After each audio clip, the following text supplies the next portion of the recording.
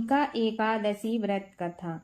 कुंती पुत्र धर्मराज युधिष्ठिर कहने लगे कि हे भगवान, आषाढ़ शुक्ल देवशयनी एकादशी तथा चातुर्मास महात्म्य मैंने भली प्रकार से सुना है।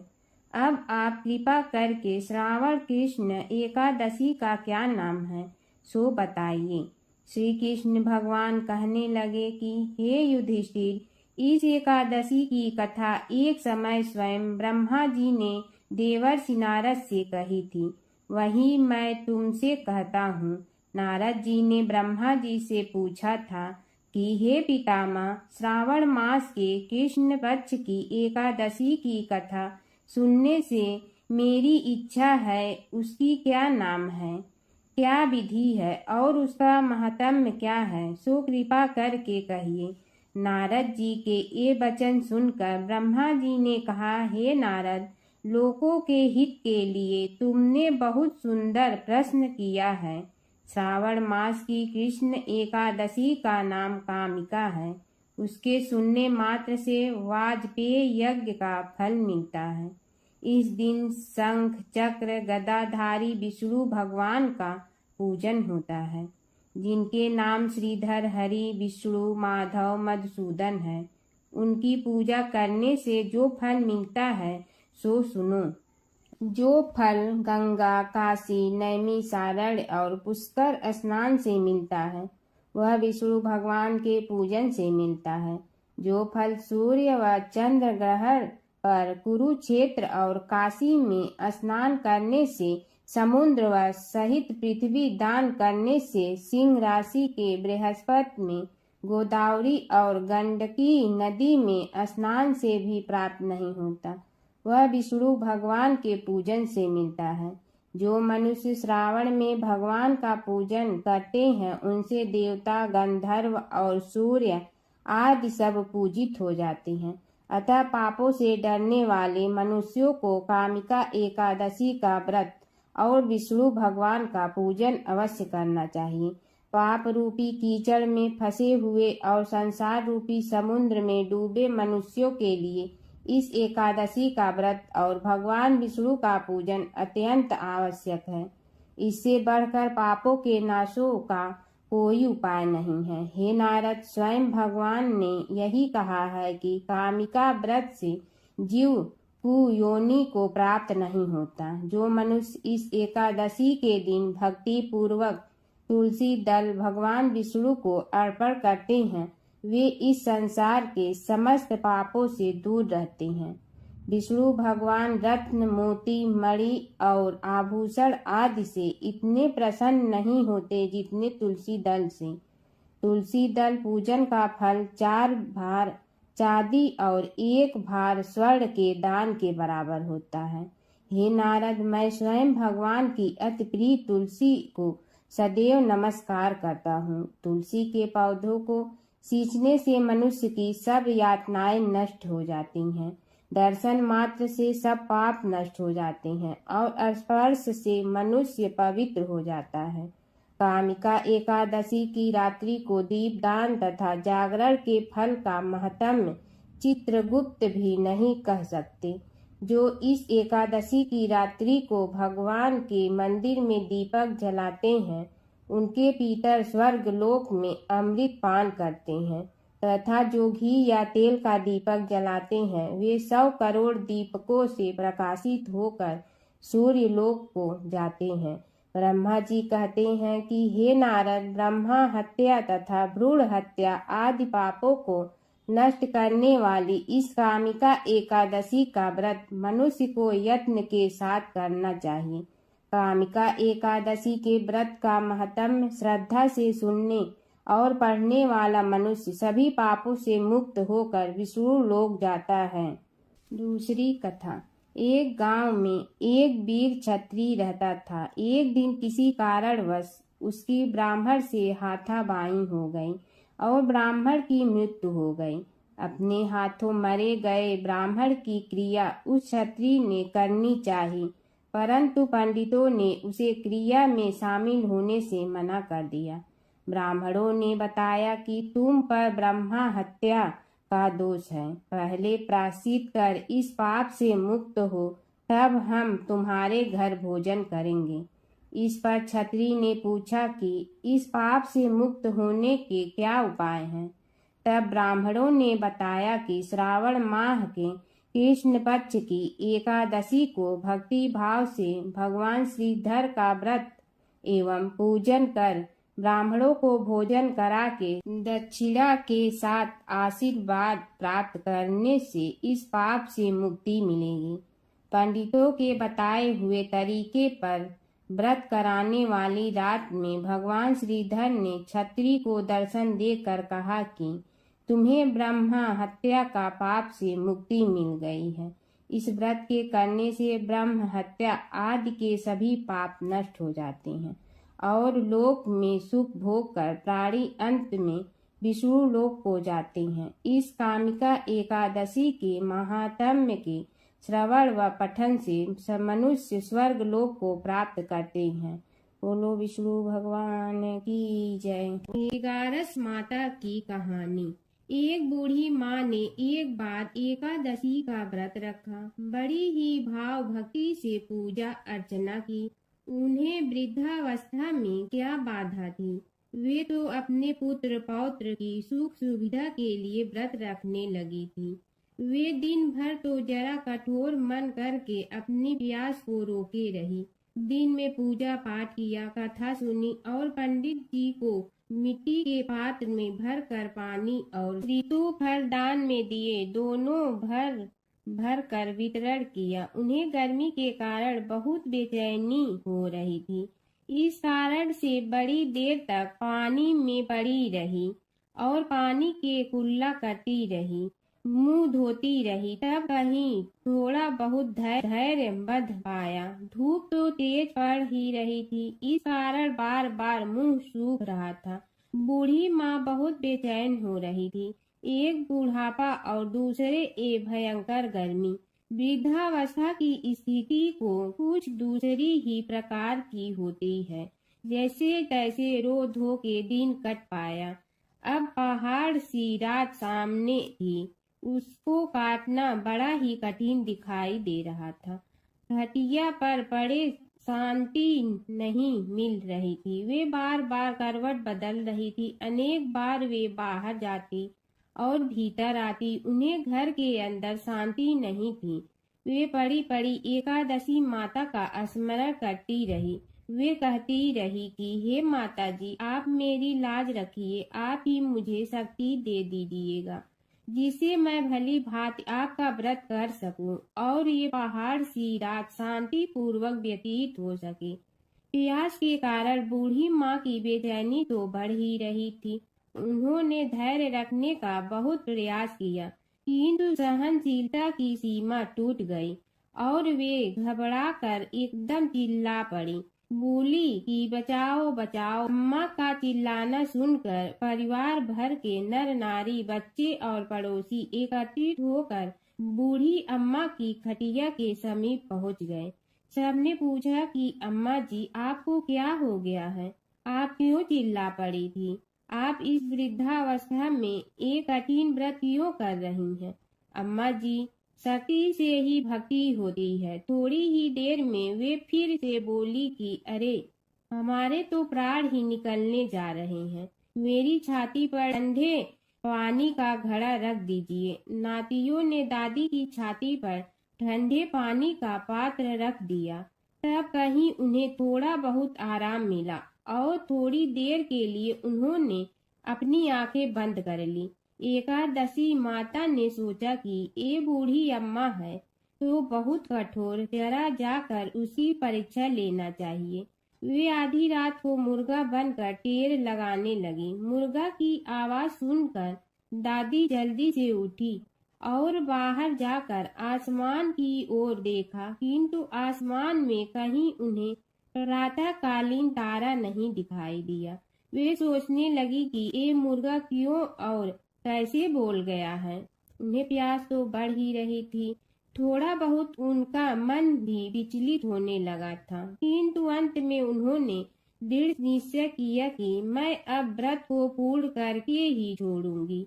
चाहे भले ही मेरे प्राण निकल जाएं। ये सोचकर फिर वे खटिया पर शिथिल होकर लेट गए। थोड़ी ही देर में एकादशी माता ने उनकी फिर से परीक्षा लेनी चाहिए।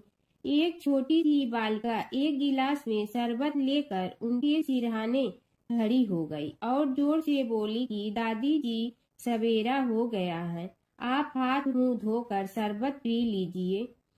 पहले तो शरबत का गिलास देखकर उनका मन ललचाने लगा, किंतु अचानक व्रत का स्मरण हो आया और उन्होंने सोचा कि मैं किसी भी प्रकार से अभी शरबत नहीं पी सकती हूँ, और वे शांति पूर्वक अपनी घटिया पर लेट गई। फिर थोड़ी ही देर में उन्हें ऐसा लगा कि जैसे किसी ने उन्हें पानी के कुएं में पटक दिया हो। वे बड़ी देर तक उस कुएं में हाथ पांव चलाती रही, किंतु उन्होंने अपने मुंह में पानी की एक बूंद भी नहीं जाने दी और वे दृढ़ता पूर्वक अपना व्रत पालती रही। थोड़ी ही देर में न जाने कहां से सामने आग जलने लगी, जिससे भारी गर्मी पड़ने लगी। प्यास के कारण प्राण निकलने लगे, किंतु बूढ़ी अम्मा का कुछ भी नहीं बिगड़ पाया। वे जहां की तहां मुस्कुराती हुई बैठी रही। थोड़ी ही देर में बाहर प्रकाश दिखाई देने लगा। ऐसा लगा कि जैसे सवेरा हो गया हो। बूढ़ी अम्मा ने जब बाहर निकलकर देखा तो समझ गई कि अभी सवेरा होने में 3-4 घंटे की देरी है। यह जानकर वे शांति पूर्वक इधर उधर घूमने फिरने लगी। एकादशी माता ये बात अच्छी तरह से समझ गई कि ये बूढ़ी अम्मा किसी भी प्रकार से अपने व्रत से नहीं टल सकती है। वे उनके सत्य व्रत को अच्छी तरह से समझ गई। सवेरा होते ही बूढ़ी माँ ने स्नान किया, भगवान का पूजन पाठ किया, एकादशी माता की कथा सुनी, ब्राह्मणों को दक्षिणा देकर भोजन कराया। तब कहीं उन्होंने जल ग्रहण किया। कन्याओं को भोजन कराने के बाद अम्मा ने भोजन किया। उस श्रेष्ठ व्रत के प्रताप से बूढ़ी अम्मा की आयु में वृद्धि हो गई। उनका घर परिवार हरा भरा हो गया। घर में अब उनके कोई अभाव नहीं रहता। वे हर तरह के सुख साधनों से संपन्न हो गई। नाती नतीनों से उनका घर भर गया और वे उसी दिन से 12 महीने की एकादशी का व्रत करने लगी। एकादशी माता के व्रत के प्रताप से इस संसार में हर प्रकार के सुख भोग कर अंत में वैकुंठ धाम को चली गई। ऐसा है तुरंत फल देने वाला एकादशी माता का व्रत। एक समय की बात है कि विष्णु भगवान का विवाह लक्ष्मी जी के साथ निश्चित हो गया। विवाह की तैयारी होने लगी। सभी देवताओं को निमंत्रण भेजे गए, परंतु गणेश जी को निमंत्रण नहीं दिया। कारण जो भी रहा हो, अब भगवान विष्णु की बारात जाने का समय आ गया। सभी देवता अपनी पत्नियों के साथ विवाह समारोह में आए। उन सब ने देखा कि गणेश जी कहीं दिखाई नहीं दे रहे हैं। तब वे आपस में चर्चा करने लगे कि क्या गणेश जी को कोई न्योता नहीं दिया है या स्वयं गणेश जी ही नहीं आए हैं। सभी को इस बात पर आश्चर्य होने लगा। तभी सब ने विचार किया कि विष्णु भगवान से ही इसका कारण पूछा जाए। विष्णु भगवान से पूछने पर उन्होंने कहा कि हमने गणेश जी के पिता भोलेनाथ महादेव को न्योता भेजा है। यदि गणेश जी अपने पिता के साथ आना चाहते हैं तो आ जाते। अलग से न्योता देने की कोई आवश्यकता भी नहीं थी। दूसरी बात यह है कि उनको 1.25 मन मूंग, 1.25 मन चावल, 1.25 मन घी और 1.25 मन लड्डू का भोजन दिन भर में चाहिए। यदि गणेश जी नहीं आएंगे तो कोई बात नहीं। दूसरे के घर जाकर इतना सारा खाना पीना अच्छा भी नहीं लगता। इतनी वार्ता कर ही रहे थे कि किसी एक ने सुझाव दिया, यदि गणेश जी आ भी जाए तो उनके द्वारपाल बनाकर बैठा देंगे कि आप घर की याद रखना। आप तो चूहे पर बैठकर धीरे धीरे चलोगे तो बारात से बहुत पीछे रह जाओगे। यह सुझाव भी सबको पसंद आ गया तो विष्णु भगवान ने भी अपनी सहमति दे दी। होना क्या था कि इतने में गणेश जी वहां आ पहुंचे और उन्हें समझा बुझा कर घर की रखवाली करने बैठा दिया गया। बारात चल रही थी तब नारद जी ने देखा कि गणेश जी तो दरवाजे पर ही बैठे हुए हैं।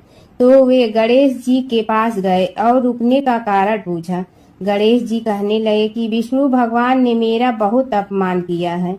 नारद जी ने कहने लगे कि अपनी मूसक देना को आगे भेज दे तो वह रास्ता खोद देगी, जिससे उनके वाहन धरती में धंस जाएंगे। तब आपको सम्मान पूर्वक बुलाना पड़ेगा। अब तो गणेश जी ने अपनी मूसक सेना जल्दी से आगे भेज दी और सेना ने जमीन पोली कर दी। जब बारात वहां से निकली तो रथों के पहिए धरती में धंस गए। लाख कोशिश करे परंतु पहिए नहीं निकले। सभी ने अपने अपने उपाय किए परंतु पहिए तो नहीं निकले, बल्कि जगह जगह से टूट गए। किसी की समझ में नहीं आ रहा था कि अब क्या किया जाए। तब तो नारद जी ने कहा, आप लोगों ने गणेश जी का अपमान करके अच्छा नहीं किया। यदि उन्हें मना कर लाया जाए तो आपका कार्य सिद्ध हो सकता है और यह संकट टल सकता है। शंकर भगवान ने अपने दूत नंदी को भेजा और वे गणेश जी को लेकर आए। गणेश जी का आदर सम्मान के साथ पूजन किया। तब कहीं रथ के पहिए निकले। अब रथ के पहिए निकल के परंतु टूट गए तो उन्हें सुधारे गए। पास के खेत में खाती काम कर रहा था, उसे बुलाया गया। खाती अपना कार्य करने के पहले श्री गणेशाय नमः कहकर गणेश जी की वंदना मन ही मन करने लगा। देखते ही देखते खाती ने सभी पहियों को ठीक कर दिया। तब खाती कहने लगा कि हे देवताओं, आपने सर्वप्रथम गणेश जी को नहीं मनाया होगा और न ही उनकी पूजन की होगी, इसीलिए तो आपके साथ यह संकट आया है। हम तो मूर्ख अज्ञानी हैं, फिर भी पहले गणेश जी को पूजते हैं, उनका ध्यान करते हैं। आप लोग तो देवतागण हैं, फिर भी आप गणेश जी को कैसे भूल गए। अब आप लोग भगवान श्री गणेश जी की जय बोल कर जाएं तो आपके सब काम बन जाएंगे और संकट कट जाएंगे। ऐसा कहते हुए बारात वहां से चल दी और विष्णु भगवान को लक्ष्मी जी के साथ विवाह संपन्न करा के सभी सकुशल घर लौट आए। हे गणेश जी महाराज, आपने विष्णु को जैसे कारज सारियो ऐसे कारज सबको सिद्ध कर जो। बोलो गजानन भगवान की जय। गणेश और बुढ़िया माई की कथा। एक बुढ़िया थी, वह बहुत ही गरीब और दृष्टिहीन थी। उसके एक बेटा और बहू थे। वह बुढ़िया सदैव गणेश जी की पूजा किया करती थी। एक दिन गणेश जी प्रकट होकर उस बुढ़िया से बोले, बुढ़िया माँ, तू जो चाहे सो मांग ले। बुढ़िया बोली, मुझे तो मांगना नहीं आता, कैसे और क्या मांगूं। तब गणेश जी बोले, अपने बहू बेटे से पूछ कर मांग ले। तब बुढ़िया ने अपने बेटे से कहा, गणेश जी कहते हैं तू कुछ मांग ले, बता मैं क्या मांगूं। पुत्र ने कहा, माँ तू धन मांग ले। बहू से पूछा तो बहू ने कहा, नाती मांग ले। तब बुढ़िया ने सोचा कि ये तो अपने अपने मतलब की बात कर रहे हैं, अतः उस बुढ़िया ने पड़ोसन से पूछा तो उन्होंने कहा, बुढ़िया तू तो थोड़े दिन जियोगी, क्यों तू धन मांगो और क्यों नाती मांगे। तू तो अपनी आँखों की रोशनी मांग ले, जिससे तेरी जिंदगी आराम से कट जाए। इस पर बुढ़िया बोली, यदि आप प्रसन्न है तो मुझे 9 करोड़ की माया दे, निरोगी काया दे, अमर सुहाग दे, आँखों की रोशनी दे, नाती दे, पोता दे और सब परिवार को सुख दे और अंत में मोक्ष दे। यह सुनकर तब गणेश जी बोले, बुढ़िया माँ, तुमने तो हमें ठग लिया, फिर भी जो तूने मांगा है वचन के अनुसार सब तुझे मिलेगा। और यह कहकर गणेश जी अंतर ध्यान हो गए। उधर बुढ़िया माँ ने जो कुछ मांगा वह सब कुछ मिल गया। हे गणेश जी महाराज, जैसे तुमने उस बुढ़िया माँ को सब कुछ दिया वैसे ही सबको देना। बुढ़िया माई को मुक्ति दी तुलसी माता की कथा। एक बुढ़िया माई तुलसी जी को सींचती और कहती कि हे तुलसी माता, सत की दाता, मैं तेरा बिडला सींचती हूँ, मुझे बहू दे, पीताम्बर की धोती दे, मीठा मीठा घास दे, बैकुंठा में वास दे, चटक की चाल दे, पटक की मोद दे, चंदन का काठ दे, रानी सा राज दे, दाल भात का भोजन दे, 11 की मौत दे, कृष्ण जी का कंधा दे। तब तुलसी माता यह सुनकर सूखने लगी। तो भगवान ने पूछा कि हे तुलसी, तुम क्यों सूख रही हो? तुलसी माता ने कहा कि एक बुढ़िया रोज आती है और यही बात कह जाती है। मैं सब बात तो पूरा कर दूंगी, लेकिन कृष्ण का कंधा कहाँ से लाऊंगी? तो भगवान बोले, जब वो मरेगी तो मैं अपने आप कंधा दे आऊँगा, तू बुढ़िया माई से कह देना। जब बुढ़िया माई मर गई, सब लोग आ गए। जब माई को ले जाने लगे तो वह किसी से न उठी। तब भगवान एक 12 बरस के बालक का रूप धारण करके आए। बालक ने कहा, मैं कान में एक बात कहूँगा तो बुढ़िया माई उठ जाएगी। बालक ने कान में कहा, बुढ़िया माई मन की निकाल ले, पीताम्बर की धोती ले, मीठा मीठा घास ले, बैकुंठा का वास ले, चटक की चाल ले, पटक की मोत ले, कृष्ण जी का कंधा ले। यह सुनकर बुढ़िया माई हल्की हो गई। भगवान ने कंधा दिया और बुढ़िया माई को मुक्ति मिल गई। हे तुलसी माता, जैसे बुढ़िया माई को मुक्ति दी वैसे सबको देना। जमुना की कहानी। प्राचीन समय में एक गांव था जिसमें 2 बहनें रहा करती थी। एक बहन का नाम गंगा था तो दूसरी बहन का नाम जमुना था। एक बार दोनों बहनें एक साहूकार के खेत से गुजर रही थी तो जमुना ने 13 दाने जौ के तोड़ लिए, जिसे देख गंगा बोली कि तुझे तो ग्रहण लग गया, तूने चोरी की है। इस पर जमुना बोली कि अब मेरा ग्रहण कैसे धुलेगा? गंगा ने कहा कि तुझे 12 साल तक साहूकार के यहाँ नौकरी करनी पड़ेगी, तभी तेरा पाप धुलेगा और ग्रहण से मुक्ति मिलेगी। जमुना साहूकार के यहाँ नौकरी के लिए जाती है और अपने लिए काम मांगती है। साहूकार उसे काम पर रख लेता है, लेकिन काम करने से पहले जमुना उसे कहती है कि मैं सारे काम करूंगी, लेकिन 4 काम नहीं करूंगी। जूठे बर्तन नहीं मांजूंगी, झाड़ू नहीं लगाऊंगी, बिस्तर नहीं बिछाऊंगी और दिया नहीं जलाऊंगी। 12 साल के बाद कुंभ का मेला लगा तो साहूकारनी भी कुंभ नहाने जाने लगी। जमुना ने उसे जाते देख कहा कि कुंभ के मेले में मेरी बहन गंगा मिलेगी तो उसे यह सोने का टक्का दे देना, इससे वह अपने हाथों में सुंदर चूड़ियां पहन लेगी। साहूकारनी ने कुंभ के मेले में गंगा को वह सोने का टका दे दिया। गंगा ने उनसे वह टका लेते हुए कहा कि मेरी बहन को कहना कि उसके 12 वर्ष पूरे हो गए हैं, अब वह वहां वापिस आ जा। साहूकार व साहूकारनी वापिस घर आए तब जमुना मटके में पानी भर रही थी। दोनों जमुना से बोले कि हमने सोने का वह टका तेरी बहन गंगा को दे दिया था और उसने कहा है कि तेरे 12 वर्ष पूरे हो गए हैं, इसलिए अब तुम वापिस जाओ। यह समाचार सुनते ही जमुना सहस्त्र धारा में बदल गई और बहने लगी। जमुना जी का यह रूप देखकर साहूकार और साहूकारनी परेशान हो गई थी।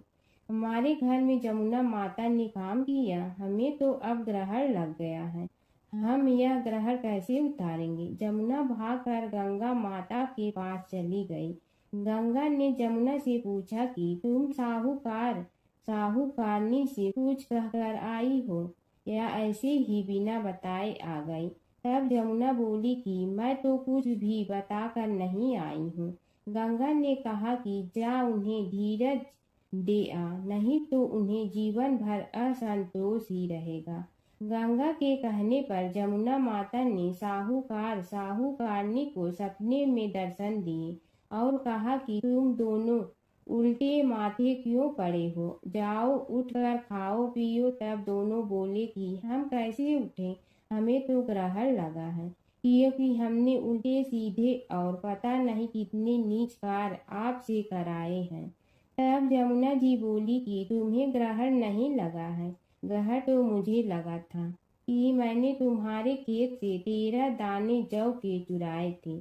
मैं तो अपना ग्रहण उतारने तुम्हारे घर आई थी। मेरा ग्रहण तुम्हारे घर में 12 वर्ष तक रहने से डर गया है और मेरी मुक्ति हो गई है। जमुना जी ने कहा कि तुम्हें कोई ग्रहण नहीं लगा है, उल्टे मेरे 12 वर्ष तक यहाँ रहने से तुम्हारी भी मुक्ति हो गई है। यह कहकर जमुना जी स्वप्न से चली गई। दोनों उठकर देखते हैं कि उनके घर में पहले से भी अधिक धन हो गया है। हे जमुना माता, जैसे आपने साहूकार व साहूकारनी की मुक्ति कराई, वैसे ही आप अपने सभी भक्तों की करना।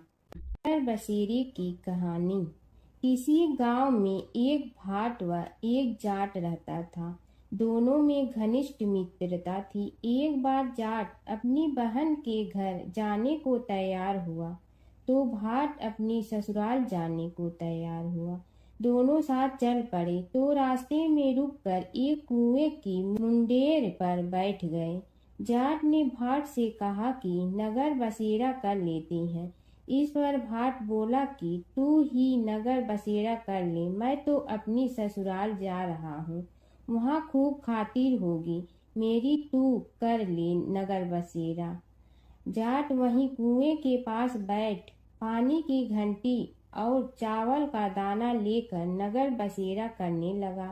नगर बसेरा करने के साथ जाट कहने लगा कि नगर बसेरा जो करे सो मल धोवे पाँव, ताता माड़ा तापसी देगी मेरी माँ, माँ देगी मावशी तेगी द्वारका का वास, मीठा मीठा घास वृंदावन का वास, 5 कुल्थी छठी रास, मेरी जीवड़ो श्री कृष्ण के पास, डालू पानी हो जाए घी, झट से निकल जाए मेरा जी। यह सब कर कर कि वह जाट बहन के पास चल पड़ा। जाट की बहन ने भाई के आने पर उसकी खातिर की। खी बूरा के साथ भाई को जिमाया। दोनों ने बैठकर ढेर सारी बातें की। इधर भाट अपने ससुराल पहुंचा तो वहां आग लगी हुई थी। आग बुझाने वह भी लग गया, जिसमें हाथ मुंह भी काले हो गए और खुद भी थोड़ा सुलझ गया। ना रोटी ना पानी के लिए ही किसी ने पूछा। एक पड़ोसन आई तो उसने भाट की सास को कहा कि जमाई आया है, जरा उस आओ भगत कर लो। बुढ़िया बोली कि सब कुछ तो जल गया है, अब कहाँ से आओ भगत करूं। तब पड़ोसन ने ही भाट को एक रोटी के साथ छाछ दी। उसने वही खाकर गुजारा किया। शाम को दोनों फिर घर की ओर चल पड़े और रास्ते में मिल गए और एक दूसरे का हाल पूछा। भाट बोला कि मेरी ससुराल में तो आग लगी हुई थी, आग बुझाते मैं खुद काला हो गया हूँ, ना रोटी मिली ना पानी। जाट बोला कि मेरी तो बहुत खातिर हुई। फिर बोला कि मैंने कहा था ना कि नगर बसेरा कर ले, अब कर ले, लेकिन भाट ने फिर मना कर दिया। कहने लगा कि चाहे रोटी दे या न दे, तेरी तो माँ है, दही चूरमा का पेड़ा धरा पाएगा। भाट ने फिर नगर बसेरा नहीं किया। जाट ने कर लिया। नगर बसेरा जो करे सो मल धोए पाँव, ताता माड़ा तापसी देगी मेरी माँ, माँ देगी मावशी देगी द्वारका का वास, मीठा मीठा घास वृंदावन का वास, 5 कुल्थी छठी रास, मेरा जीवड़ो श्री कृष्ण के पास, डालू पानी हो जाए घी, झट से निकल जाए मेरा जी। करके वह चल पड़ा। घर पहुँचते ही जाट की मावशी ने बहुत लाड प्यार किया। उधर भाट घर गया तो उसकी भैंस खो गई थी। बाप एक लाठी रखे तो दूसरी उठाए और कहने लगा कि ससुराल गया तो आग लगा दी, अब यहाँ आया तो भैंस खो दी। बाप ने कहा कि पहले भैंस लेकर आ, तभी रोटी पानी मिलेगा। सारा दिन भाट भैंस ढूंढता रहा, लेकिन उसे भैंस नहीं मिली। जाट और भाट की मुलाकात फिर से बाजार में हो गई। जाट ने भाट के हाल चाल पूछे तो भाट बोला कि आते ही भैंस खो गई, बस उसी दिन से भैंस ढूंढ रहा हूँ। रोटियां का तो पूछो ही मत। जाट ने कहा कि मैंने तो पहले ही कहा था कि नगर बसेरा कर ले। जाट की बात सुनकर भाट बोला कि तेरे नगर बसेरे में इतनी ताकत है तो चल अब कर लेते हैं। दोनों ने बैठकर नगर बसेरा किया। नगर बसेरा जो करे सो मल धोवे पाँव, ताता माड़ा तापसी देगी मेरी माँ। माँ देगी मौसी देगी द्वारका का वास, मीठा मीठा घास वृंदावन का वास। पाँच कुल की छठी रास मेरा जीवड़ो श्री कृष्ण के पास। डालू पानी हो जाए घी, झट से निकल जाए मेरा जी।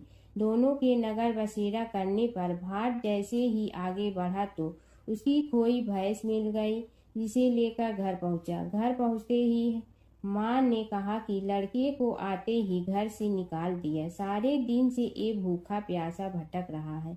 यह कहकर उसकी माँ ने उसको खूब खिलाया पिलाया।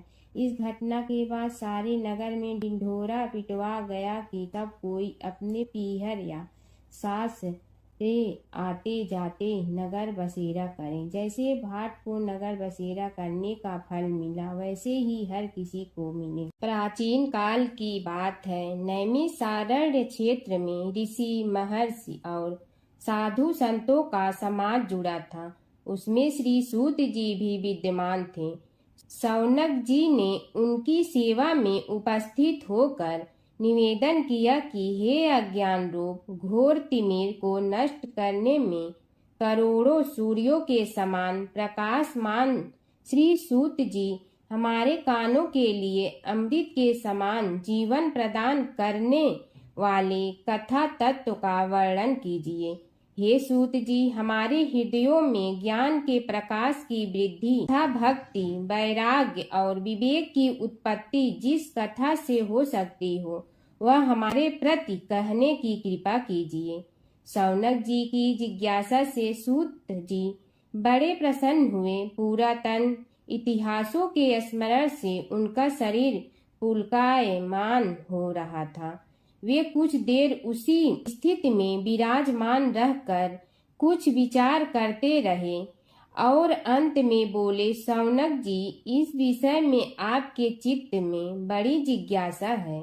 आप धन्य हैं जो सदैव ज्ञान की प्राप्ति में तत्पर रहते हुए विभिन्न पुराण कथाओं की जिज्ञासा रखते हैं। आज मैं आपको ज्ञान के परम स्रोत रूप श्री गणेश जी का जन्म कर्म रूप चरित्र सुनाऊंगा। गणेश जी से ही सभी ज्ञानों सभी विद्याओं का उद्भव हुआ है। अब आप सावधान चित्त से विराजमान हो। श्री गणेश जी के ध्यान और नमस्कार पूर्वक उनका चरित्र श्रवण करें। नमस्तस्मै गणेशाय ब्रह्मा विद्या प्रदायिनी यनागस्त्यसमः साक्षात विघ्न सागर सोसड़े। कैसे हैं वे श्री गणेश जो सभी प्रकार की ब्रह्म विद्याओं को प्रदान करने वाले अर्थात ब्रह्मा के सगुण और निर्गुण स्वरूप पर प्रकाश डालने और जीव ब्रह्मा का अभेद प्रतिपादन करने वाली विद्याओं के दाता हैं। वे विघ्नों के समुद्रों को महर्षि अगस्त्य के समान शोषण करने में समर्थ हैं। इसलिए उनका नाम विघ्न सागर शोषक के नाम से प्रसिद्ध है। मैं उन भगवान श्री गणेश जी को नमस्कार करता हूँ। प्रथम पूजा के अधिकारी श्री गणेश जी। यह कहकर सूत जी कुछ समय के लिए मौन हो गए और फिर बोले, शौनक जी, भगवान गणेश जी ही सर्वप्रथम पूजा प्राप्ति के अधिकारी हैं। किसी भी देवता की पूजा करो, पहले उनकी पूजा करो। शौनक जी ने निवेदन किया, हे भगवान, हे सूत, सर्वप्रथम यह बताने की कृपा कीजिए कि गणेश जी को प्रथम पूजा का अधिकार किस प्रकार प्राप्त हुआ। इस विषय में मेरी बुद्धि मोह को प्राप्त हो रही है कि सृष्टि रचयिता ब्रह्मा जी, पालन करता भगवान नारायण और संहार करता शिव जी में से किसी को प्रथम पूजा का अधिकारी क्यों नहीं माना गया। यह त्रिदेव ही तो सबसे बड़ा देवता माने जाते हैं। सूत जी ने कहा, शौनक जी, यह भी एक रहस्य ही है। देखो, अधिकार मांगने से नहीं मिलता, इसके लिए योग्यता होनी चाहिए। संसार में अनेकों देवी देवताएं पूजे जाते हैं।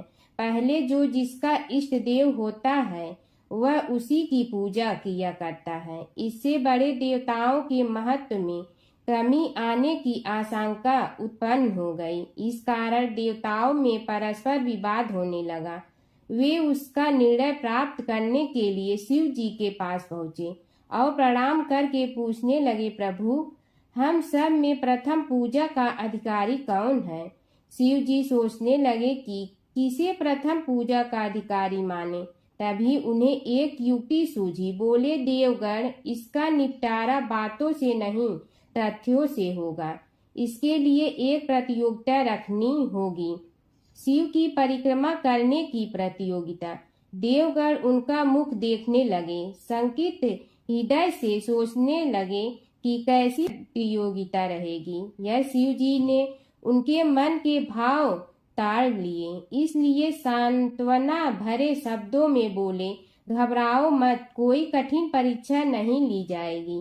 बस इतना ही कि सभी अपने अपने वाहनों पर चढ़कर संसार की परिक्रमा करो और फिर यहाँ लौट आओ। जो पहले लौटेगा वही सर्वप्रथम पूजा का अधिकारी होगा। अब क्या देर थी, सभी अपने अपने वाहन पर चढ़कर दौड़ पड़े। किसी का वाहन गजराज था तो किसी का सिंह, किसी का भैंसा तो किसी का मृग, किसी का हंस तो किसी का उल्लू, किसी का अश्व तो किसी का श्वान। अभिप्राय यह है कि वाहनों को विविधता के दर्शन उस समय जितने भले प्रकार से हो सकते थे उतने अन्य समय में नहीं। सबसे गया बीता वाहन गणेश जी का था मूषक, उससे चूहा भी कहते हैं। ऐसे वाहन के बल भरोसे इस प्रतियोगिता में सफल होना तो क्या, सम्मिलित होना भी हास्यास्पद है। गणेश जी ने सोचा, छोड़ो, क्या होगा प्रतियोगिता में भाग लेने से, हम तो यहाँ बैठे रहकर ही तमाशा देखेंगे। वे बहुत देर तक विचार करते रहे। अंत में उन्हें एक युक्ति सूझी। शिव जी स्वयं ही जगदाता हैं, यह संसार उन्हीं का प्रतिबिंब है, तब क्यों न इन्हीं की परिक्रमा कर ली जाए। इनकी परिक्रमा करने से ही संसार की परिक्रमा हो जाएगी। ऐसा निश्चय कर उन्होंने मूषक पर चढ़कर शिव जी की परिक्रमा की और उनके समक्ष जा पहुँचे। शिव जी ने कहा, तुमने परिक्रमा पूर्ण कर ली? उन्होंने उत्तर दिया, जी हाँ। शिव जी सोचने लगे कि इसे तो यहीं घूमते हुए देखा, फिर परिक्रमा कैसे कराया। देवताओं का परिक्रमा करके लौटना आरंभ हुआ और उन्होंने गणेश जी को वहां बैठे देखा तो माथा ठनक गया। फिर भी साहस करके बोले, अरे तुम विश्व की परिक्रमा के लिए नहीं गए? गणेश जी ने कहा, अरे मैं कब का यहाँ आ गया। देवता बोले, तुम्हें तो कहीं भी नहीं देखा। गणेश जी ने उत्तर दिया, देखते कहाँ से, समस्त संसार शिव जी में विद्यमान है। इनकी परिक्रमा करने से ही संसार की परिक्रमा पूर्ण हो गई। सूत जी बोले, शौनक, इस प्रकार गणेश जी ने अपनी बुद्धि के बल पर ही विजय प्राप्त कर ली। उनका कथन सत्य था, इसलिए कोई विरोध करता भी तो कैसे। बस उसी दिन से गणेश जी की प्रथम पूजा होने लगी। प्राचीन काल की बात है। एक नगर में धर्मपाल नाम का एक निर्धन किंतु अत्यंत धर्मनिष्ठ व्यक्ति रहता था। वह न तो अधिक पूजा पाठ जानता था और न ही उसके पास धन था, परंतु उसके हृदय में भगवान विष्णु के प्रति अपार श्रद्धा थी। प्रतिदिन प्रातः स्नान कर भगवान विष्णु का स्मरण करता और तुलसी दल अर्पित करता। तब भी वह हरि नाम का जाप करता रहता। एक दिन किसी कारणवश वह पूजा न कर सका। मन में ग्लानि हुई और रात को उसने भगवान विष्णु से क्षमा याचना की। उसी रात उसे स्वप्न में विष्णु ने दर्शन दिए और कहा, हे भक्त, जो भी व्यक्ति श्रद्धा से मेरा स्मरण करता है मैं उसके सभी पाप हर लेता हूँ। भक्ति में विधि नहीं भाव प्रधान होता है। कुछ समय बाद धर्मपाल के जीवन की सभी कठिनाइयाँ दूर हो गई। उसके घर में सुख शांति और समृद्धि आ गई। अंत समय में उसे वैकुंठ लोक की प्राप्ति हुई। विष्णु भगवान की कथा। एक नगर में एक सेठ व एक सेठानी रहते थे और सेठानी रोज विष्णु भगवान की पूजा करती थी। सेठ को उसका पूजा करना बिल्कुल अच्छा नहीं लगता था। इसी वजह से एक दिन सेठ ने सेठानी को घर से निकाल दिया। घर से निकलने पर वह जंगल की ओर गई तो देखा 4 आदमी मिट्टी खोदने का काम कर रहे थे। उसने कहा कि मुझे नौकरी पर रख लो। उन्होंने उसे रख लिया, लेकिन मिट्टी खोदने से सेठानी के हाथों में छाले पड़ गए और उसके बाल भी उड़ गए। वह आदमी कहते हैं कि बहन, लगता है तुम किसी अच्छे घर की महिला हो। तुम्हें काम करने की आदत नहीं है। तुम एक काम रहने दो और हमारे घर का काम कर लिया करो। वह चारों आदमी उसे अपने साथ घर ले गए और वह 4 मुट्ठी अनाज लाते और सभी बांट कर खा लेते। एक दिन सेठानी ने कहा कि कल से 8 मुट्ठी अनाज लाना। अगले दिन वह 8 मुट्ठी अनाज लाए और सेठानी पड़ोसन से आग मांग लाई। उसने भोजन बनाया, विष्णु भगवान को भोग लगाया, फिर सभी को खाने को दिया। सारे भाई बोले कि बहन, आज तो भोजन बहुत स्वादिष्ट बना है। सेठानी ने कहा कि भगवान का जूठा है तो स्वाद तो होगा ही। सेठानी के जाने के बाद सेठ भूखा रहने लगा और आस पड़ोस के सारे लोग कहने लगे कि ये तो सेठानी के भाग्य से खाता था। एक दिन सेठ अपनी सेठानी को ढूंढने चल पड़ा। उसने ढूंढते हुए वह भी उस जंगल में पहुंच गया जहां वह चारों आदमी मिट्टी खोद रहे थे। सेठ ने उन्हें देखा तो कहा कि भाई, मुझे भी काम पर रख लो। उन आदमियों ने उसे काम पर रख लिया, लेकिन मिट्टी खोदने से उसके भी हाथों में छाले पड़ गए और बाल उड़ने लगे। उसकी यह हालत देख चारों बोले कि तुम्हें काम की आदत नहीं है, तुम हमारे साथ चलो और हमारे घर में रह लो। सेठ उन चारों आदमियों के साथ उनके घर चला गया और जाते ही उसने सेठानी को पहचान लिया, लेकिन सेठानी घूंघट में थी तो सेठ को देख नहीं पाई। सेठानी ने सभी के लिए भोजन तैयार किया और हर रोज की भांति विष्णु भगवान को भोग लगाया। उसने उन चारों भाइयों को भोजन परोस दिया, लेकिन जैसे ही वह सेठ को भोजन देने लगी तो विष्णु भगवान ने उसका हाथ पकड़ लिया। भाई बोले कि बहन, ये तुम क्या कर रही हो? वह बोली, मैं कुछ नहीं कर रही हूँ, मेरा हाथ तो विष्णु भगवान ने पकड़ लिया है। भाई बोले, हमें भी विष्णु भगवान के दर्शन कराओ। उसने भगवान से प्रार्थना की तो विष्णु जी प्रकट हो गए। सभी ने दर्शन किए। सेठ ने सेठानी से क्षमा मांगी और सेठानी को साथ चलने को कहा। भाइयों ने अपनी बहन को बहुत सा धन देकर विदा किया।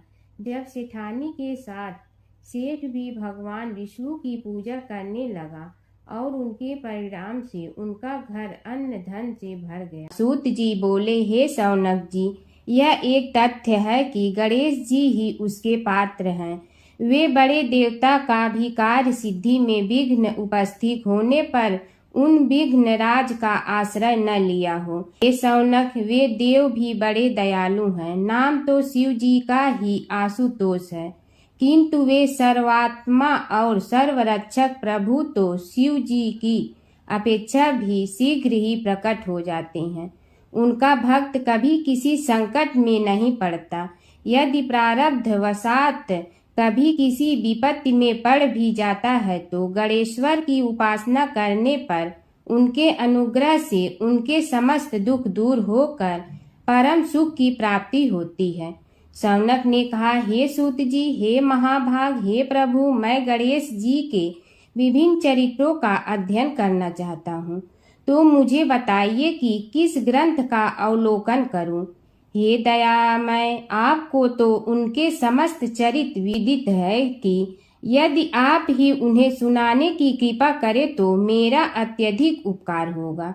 सूत जी बोले, हे शौनक भगवान, गणेश्वर के इतने चरित्र हैं कि उन सब का कथन इस जीवा से संभव नहीं, क्योंकि प्रभु अनंत, प्रभु चरित अनंता वाली बात समस्त विद्वान ऋषि मुनि कहते हैं। फिर भी गणेश जी प्रथम पूजा के अधिकारी होने के कारण समस्त देव चरित्रों में जुड़े हुए हैं, इसलिए उनका प्रभाव भी सर्वाधिक व्यापक है।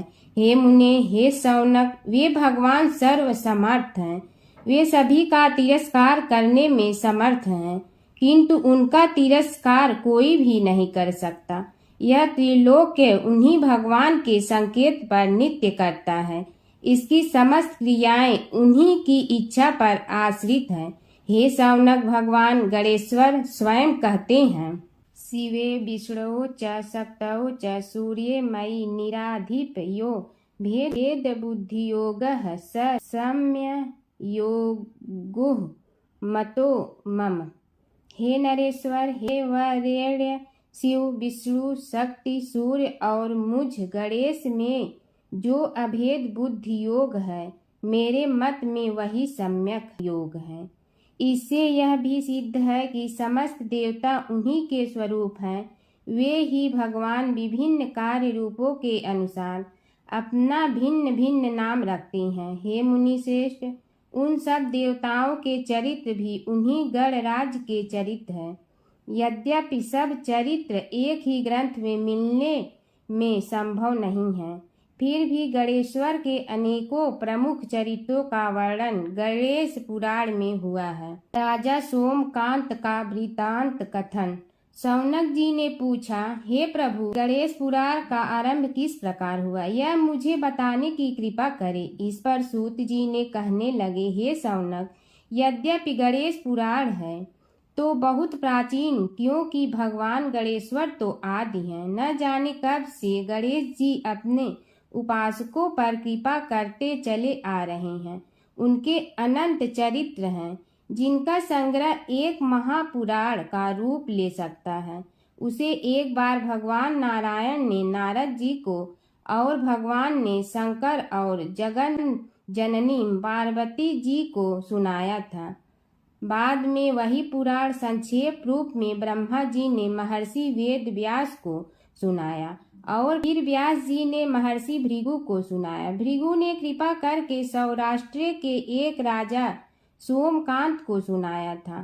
तब से वह पुराण अनेक कथाओं में विस्तृत होता रहा और अनेक कथाओं से रहित होता हुआ अनेक रूप में प्रचलित है। शौनक जी ने पूछा, भगवान, आप यह बताने का कष्ट करें कि राजा सोमकांत कौन था, उसने महर्षि से गणेश पुराण का श्रवण कहाँ किया था, उस पुराण के श्रवण से उसे क्या क्या उपलब्धियां हुई। हे नाथ, मुझे श्री गणेश्वर की कथा के प्रति उत्कंठा बढ़ती ही जा रही है। सूत जी बोले, हे शौनक, सौराष्ट्र के देवनगर नाम की एक प्रसिद्ध राजधानी थी। वहाँ का राजा सोमकांत था। वह अपनी प्रजा का पुत्र के समान पालन करता था। वह वेद ज्ञान संपन्न, शस्त्र विद्या में पारंगत एवं प्रबल प्रतापी राजा, समस्त राजाओं में मान्य तथा अत्यंत वैभवशाली था। उसका ऐश्वर्य कुबेर के भी ऐश्वर्य को लज्जित करता था। उसने अपने पराक्रम से अनेकों देश जीत लिए थे। उसकी पत्नी अत्यंत रूपवती, गुणवती, धर्माज्ञा एवं पतिव्रत धर्म का पालन करने वाली थी। वह सदैव अपने प्राणनाथ की सेवा में लगी रहती थी। उसका नाम सुधर्मा था। जैसे वह प्रतिव्रता थी, वैसे ही राजा भी एक पत्नी व्रता का पालन करने लगा। उसके हेमकांत नामक एक सुंदर पुत्र था। वह भी सभी विद्याओं का ज्ञाता और अस्त्र शस्त्रादि के अभ्यास में निपुण हो गया था। यह सभी श्रेष्ठ लक्षणों से संपन्न, सद्गुणी एवं प्रजा जनों के हितों का अत्यंत पोषक था। इस प्रकार राजा सोमकांत स्त्री, पुत्र, पशु, वाहन, राज्य एवं प्रतिष्ठा आदि से सब प्रकार सुखी था। उससे दुख तो था ही नहीं, सभी राजागण उसका हार्दिक सम्मान करते थे तथा उसकी श्रेष्ठ कीर्ति भी संसार व्यापी थी। परंतु युवा अवस्था के अंत में सोमकांत को घृणित कोष्ठ रोग हो गया। उसके अनेक उपचार किए गए किंतु कोई लाभ नहीं हुआ। रोग शीघ्रता से बढ़ने लगा और उसके कीड़े पड़ गए। जब रोग की अधिक वृद्धि होने लगी और उसका कोई उपाय न हो सका तो राजा ने मंत्रियों को बुलाकर कहा, सुब्रतो, जाने किस कारण यह रोग मुझे पीड़ित कर रहा है। अवश्य ही यह किसी पूर्व जन्म के पाप का फल होगा। इसलिए मैं अब अपना समस्त राजपाट छोड़कर वन में रहूंगा। मेरे पुत्र हेमकांत को मेरे समान मानकर राज्य शासन का धर्म पूर्वक संचालन कराते रहें। यह कहकर राजा ने शुभ दिन दिखवाकर अपने पुत्र हेमकांत को राज्य पद पर अभिषेक किया और अपनी पत्नी सुधर्मा के साथ निर्जन वन की ओर चल दिया। प्रजापालक राजा के वियोग में समस्त प्रजा जन अश्रु बहाते हुए उनके साथ चले गए। राज्य की सीमा पर पहुंचकर राजा ने अपने पुत्र अमात्यगण और प्रजाजनों को समझाया, आप सब लोग धर्म के जानने वाले, श्रेष्ठ आचरण में तत्पर एवं सहृदय हैं। यह संसार तो वैसे भी परिवर्तनशील है। जो आज है वह कल नहीं था और आने वाले कल में भी नहीं रहेगा। इसलिए मेरे जाने से दुख का कोई कारण नहीं है। मेरे स्थान पर मेरा पुत्र सभी कार्यों को करेगा। इसलिए आप सब उसके अनुशासन में रहते हुए उसे सदैव सम्मान करते रहें।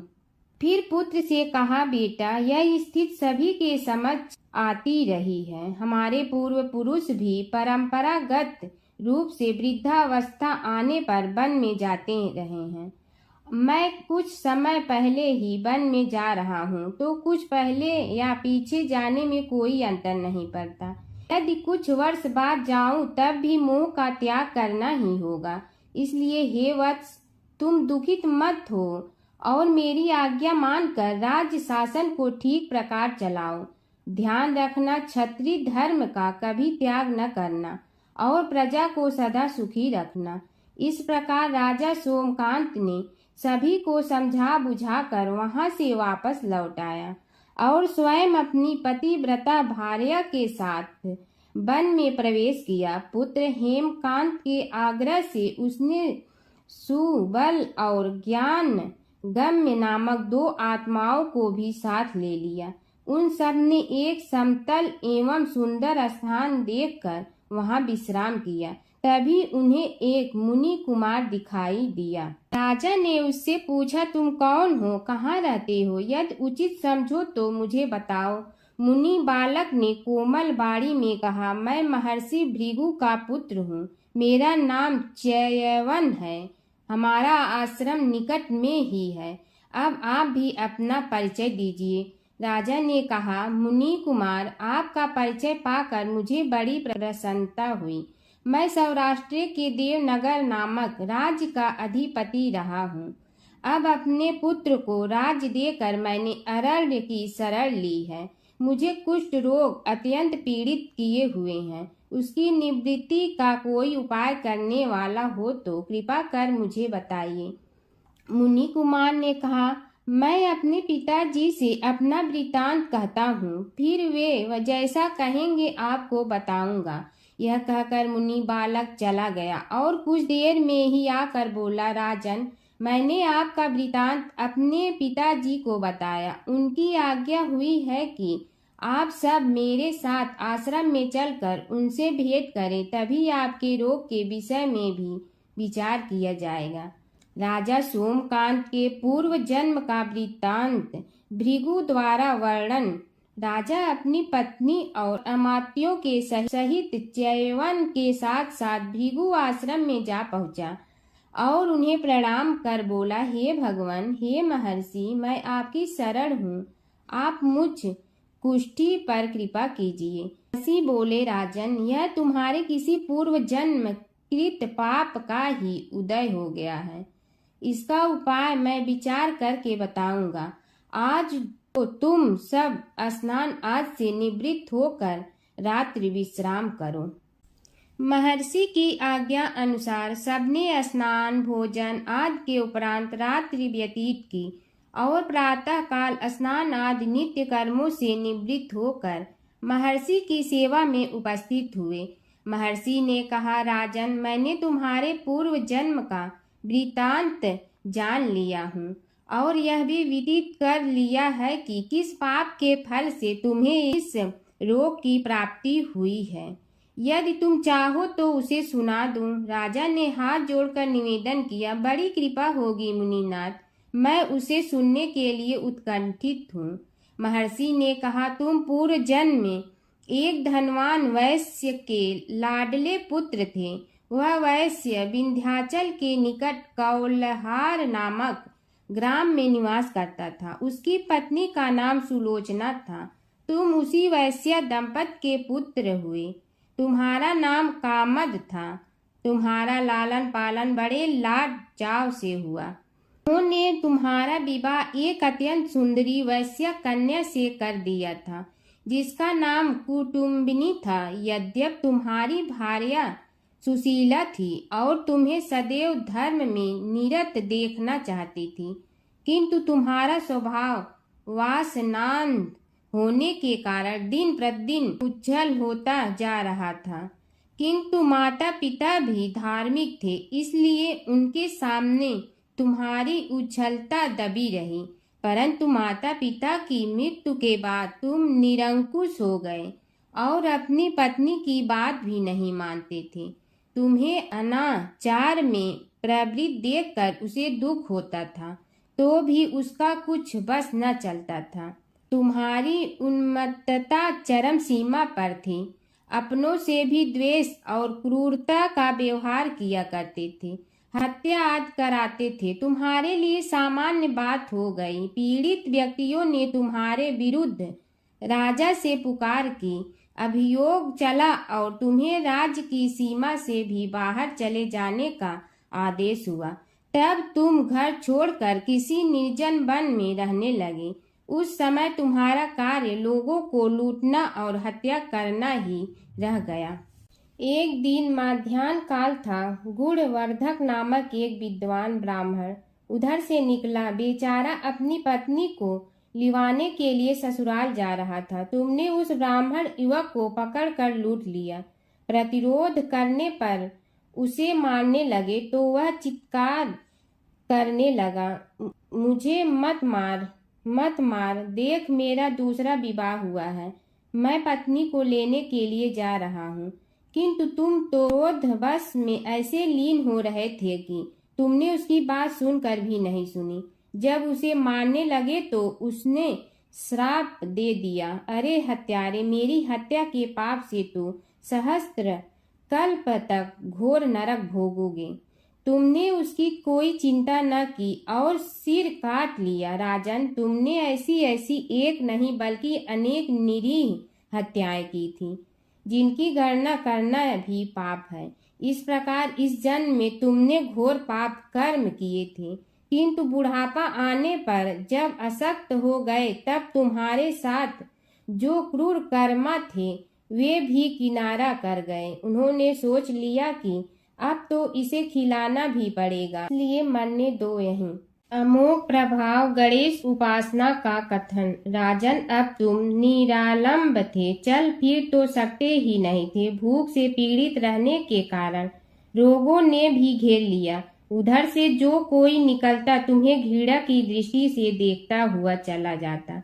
तब तुम आहार की खोज में बड़ी कठिनाई से चलते हुए एक जीर्ण शीर्ण देवालय में पहुंचा।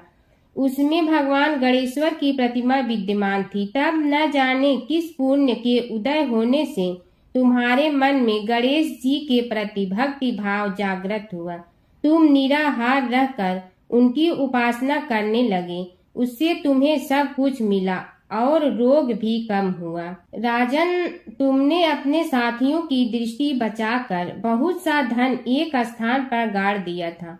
अब तुमने उस धन को उसे देवालय के जीर्णोद्धार में लगाने का निश्चय किया। शिल्पी बुलाकर उस मंदिर को सुंदर और भव्य बनवा दिया। इस कारण कुख्याति सुख्याति में बदलने लगी। फिर यथा समय तुम्हारी मृत्यु हुई। यमदूतों ने पकड़कर तुम्हें यमराज के समक्ष उपस्थित किया। यमराज तुमसे बोले, जीव, तुमने पाप और पुण्य दोनों ही किए हैं और दोनों का ही भोग तुम्हें भोगना है, किंतु पहले पाप का फल भोगना चाहते हो पुण्य का। इसके उत्तर में तुमने प्रथम अपने पुण्य कर्मों के भोग की इच्छा प्रकट की और इसीलिए उन्होंने तुम्हें राजकुल में जन्म लेने के लिए भेज दिया। पूर्व जन्म में तुमने भगवान गणाध्यक्ष का सुंदर एवं भव्य मंदिर बनवाया था, इसलिए तुम्हें सुंदर देह की प्राप्ति हुई। यह कहकर महर्षि भृगु कुछ रुके। उन्होंने देखा कि राजा को इस वृतांत पर शंका हो रही है। तभी महर्षि के शरीर में असंख्य विकराल पक्षी उत्पन्न होकर राजा की ओर झपटे। उनकी चोंच बड़ी तीक्ष्ण थी, जिनसे वे राजा के शरीर को नोच नोच कर खाने लगे। उसके कारण उत्पन्न असहनीय पीड़ा से व्याकुल हुए राजा ने महर्षि के समक्ष हाथ जोड़कर निवेदन किया, प्रभु, आपका आश्रम तो समस्त द्वेष आदि से परे है और यहाँ मैं आपकी शरण में बैठा हूँ, तब यह पक्षी मुझे आकर ही क्यों पीड़ित कर रहे हैं? हे मुनिनाथ, इनसे मेरी रक्षा कीजिए। महर्षि ने राजा के अंतर्वचन सुनकर सांत्वना देते हुए कहा, राजन, तुमने मेरे वचनों में शंका की थी और जो मुझ सत्यवादी के कथन में शंका करते हैं उसे खाने के लिए मेरे शरीर से इसी प्रकार पक्षी प्रकट हो जाते हैं, जो कि मेरे हुंकार करने पर भस्म हो जाया करते हैं। यह कर महर्षि ने हुंकार की और तभी वे समस्त पक्षी भस्म हो गए। राजा श्रद्धावनत होकर उनके समक्ष अश्रुपात करता हुआ बोला, प्रभु, अब आप पाप से मुक्त होने का उपाय कीजिए। महर्षि ने कुछ विचार कर कहा, राजन, तुम पर भगवान गणेश्वर की कृपा सहज रूप से है और वे ही प्रभु तुम्हारे पापों को भी दूर करने में समर्थ हैं, इसलिए तुम उनके पाप नाशक चरित्रों का श्रवण करो। गणेश पुराण में उनके चरित्रों का भले प्रकार वर्णन हुआ है, अतएव तुम श्रद्धा भक्ति पूर्वक उसी को सुनने में चित्त लगाओ। राजा ने प्रार्थना की, महामुनि, मैंने गणेश पुराण का नाम भी आज तक नहीं सुना, तो उनके सुनने का सौभाग्य कैसे प्राप्त कर सकूंगा? हे नाथ, आपसे अधिक ज्ञानी और प्रकांड विद्वान और कौन हो सकता है?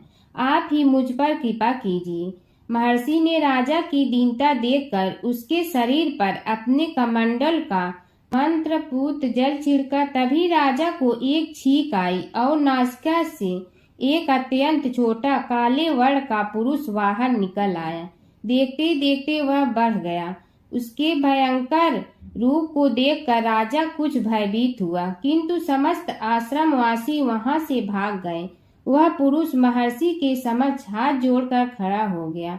उन्हें उसकी ओर देखा और कुछ उच्च स्वर में बोले, तू कौन है, क्या चाहता है? वह बोला, मैं साक्षात पाप हूँ, समस्त पापियों के शरीर में मेरा निवास है।